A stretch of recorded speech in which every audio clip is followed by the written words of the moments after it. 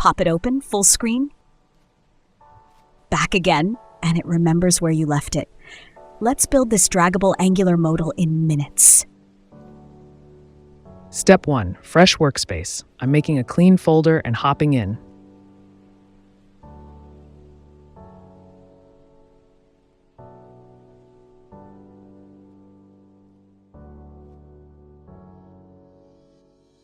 Now the Angular CLI does the heavy lifting. I'll scaffold a new app with routing and SCSS, so we're ready for real UI work.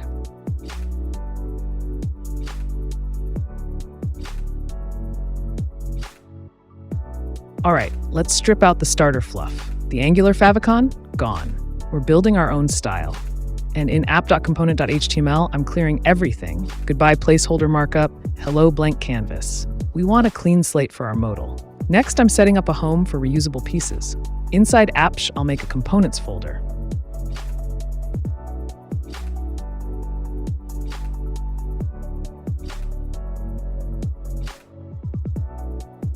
And right inside it, we generate our modal with the Angular CLI NGGC modal.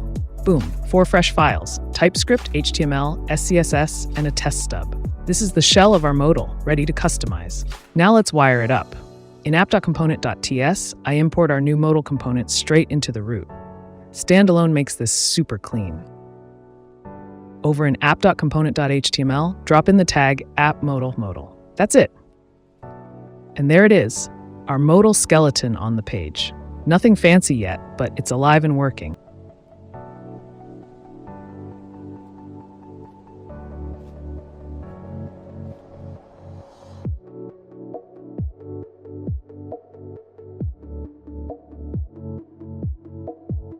Inside our modal component, let's start with the header. I'm wrapping everything in a div class modal. And inside that, a class modal header.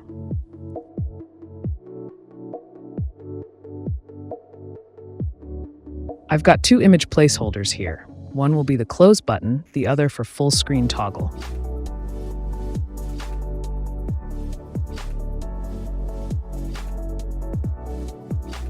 For now, I've commented out the click handlers. We'll wire those functions later. In the middle sits the title with title, but right now it's just a placeholder. We haven't decorated it as an input yet. That's coming up next.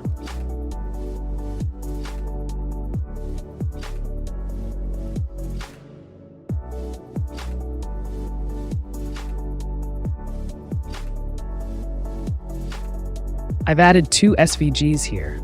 One for close, one for full screen. They're just static for now. We'll hook them up later. Over in the TypeScript, I'm decorating title as an @input.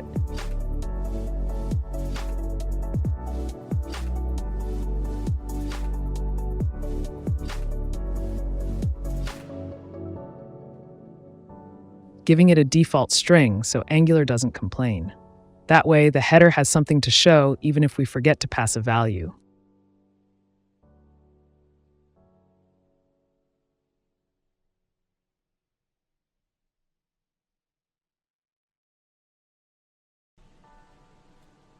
And here's what we've got in the browser. Functionally alive, but no styles yet. It's just the raw markup. That's fine, because before we worry about styling, we still need to build out the body and the footer. For the body, I'm using ng content inside a .modal body container. That means whatever you put between modal in the parent will render right here. Super flexible. Then down at the bottom, I'm adding a .modal buttons section with 2 buttons, cancel and confirm.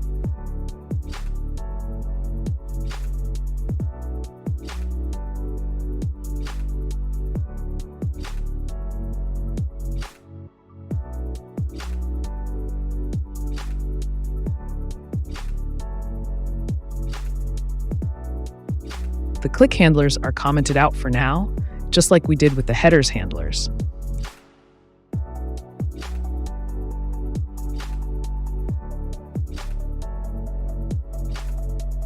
And the text, cancel button text and confirm button text, aren't wired up yet either. We'll set them as inputs in the TypeScript next.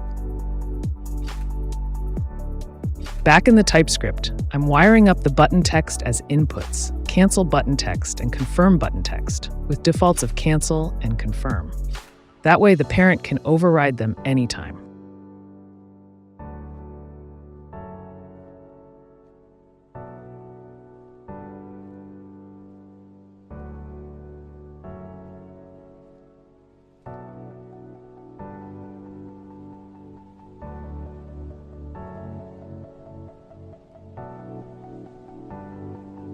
Now, let's style this modal. I'll paste in the SCSS file I've prepared, and let's quickly walk through what it does. At the top, host positions the modal fixed in the center of the screen. When the full screen class is applied, it stretches to cover the entire viewport. The modal itself has rounded corners, a light background, and a subtle shadow. Inside, the header gets a fixed height, a bottom border, and a grab cursor, so it feels draggable. The body is scrollable with padding and grows to fill extra space. The buttons row is pinned at the bottom, styled with soft pill-shaped buttons. Cancel is outlined, confirm is filled in blue. Because this is an Angular tutorial, I won't dive into every CSS detail here. Don't worry, I'll provide the full SCSS file in the description, so you can copy it straight into your project. One more thing before we go further, I've updated the global styles. This file, styles.scss, is applied to the whole Angular app. It's the place to define fonts, resets, and any global rules that every component should inherit. And here's the result so far. Our modal is alive, styled, and centered on the screen. We've got the header with a title, close button on the left, full screen toggle on the right. The body is ready to take any content we project into it, and down at the bottom, the cancel and can confirm buttons, styled and spaced.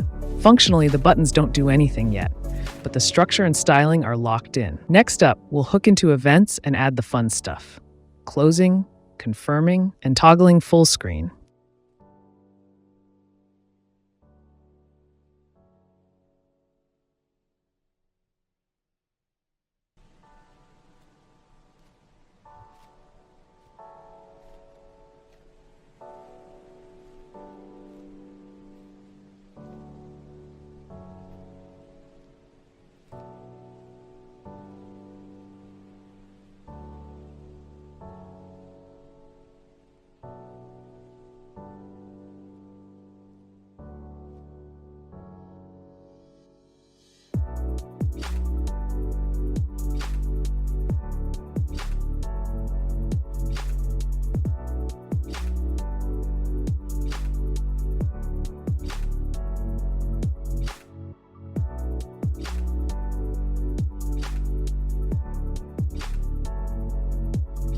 I want the parent to own whether the modal is open. So in the modal, I expose a visible input and a close output. In the template, I only render the modal when visible is true. Clicking the X or the footer buttons for now calls on close, which just emits that close event.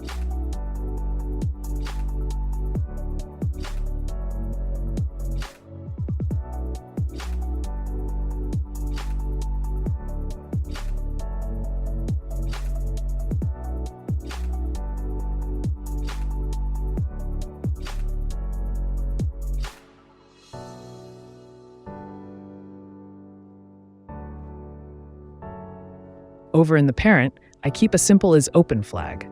I bind visible equals isOpen.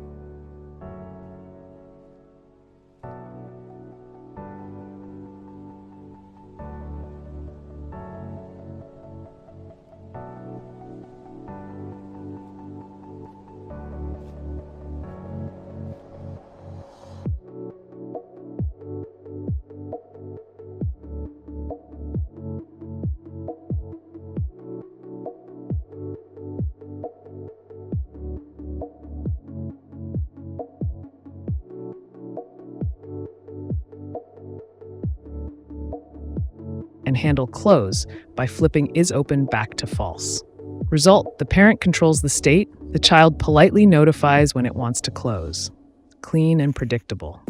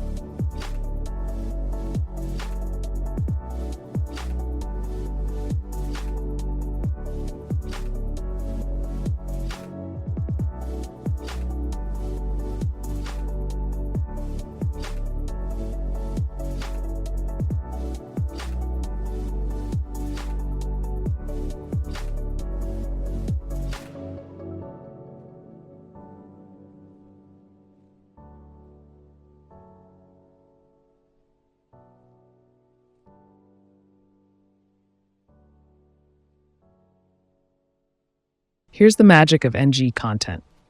In the parent, I just pass in a paragraph tag with some text. And because the modal has an ng content slot right here, Angular projects whatever I put between the app modal opening and closing tags straight into the body of the modal. That means this modal isn't tied to one layout. It can hold any HTML you throw inside. Text, forms, images, even whole components. Super flexible. Time to make these buttons do something. In the modal, I'm enabling the click handlers for cancel and confirm.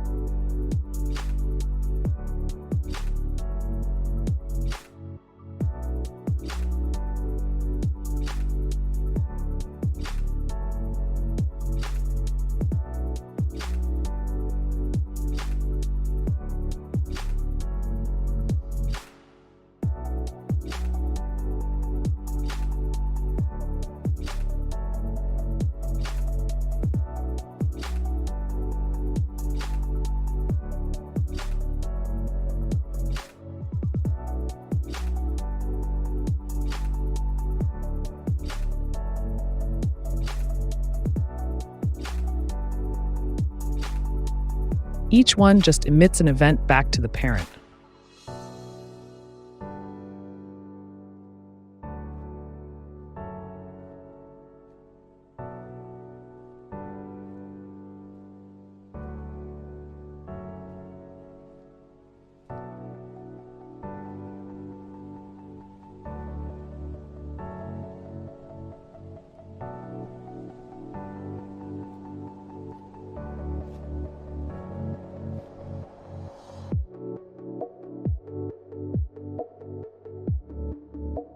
Over in the parent template, I listen for those events with cancel and confirm, pointing them to handle cancel and handle confirm.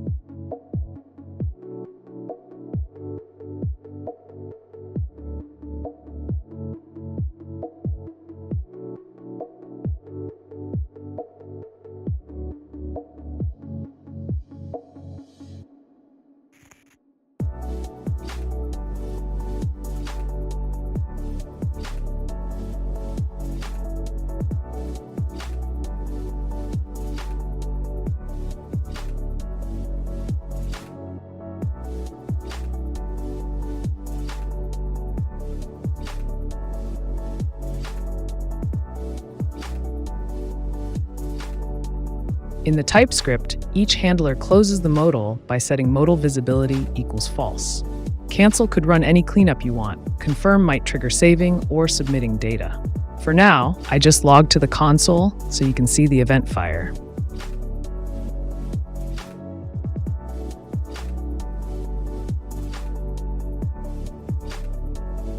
So watch this. Click Cancel, modal closes.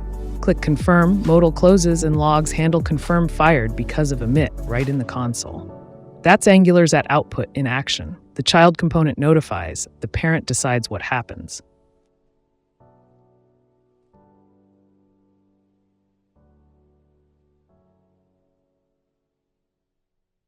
All right, to make our modal draggable, we need the Angular CDK. Since I'm on Angular 18, I install version 18 of the CDK with npm install angular/cdteen. Now, on the modal container, I add the drag directives. CDK drag makes the whole element draggable. CDK drag boundary equals body. Make sure you can't drag it outside the window. CD drag disabled, full screen turns off dragging when we go full screen. CD drag ended calls a function when you stop dragging, so we can remember the position. Drag ref will CDK drag, creates a reference to this drag instance. And CDK drag free drag position equals free pose, tells Angular where to render the modal if it's been dragged before. Now I uncomment the full screen toggle click in the template. In the TypeScript, toggle full screen flips the full screen flag. If we're going full screen, we call dragref.reset to clear any previous transforms. If we're leaving full screen, we restore the saved drag position with dragref set free drag position this.free pose. Again, logging so you can see what happens.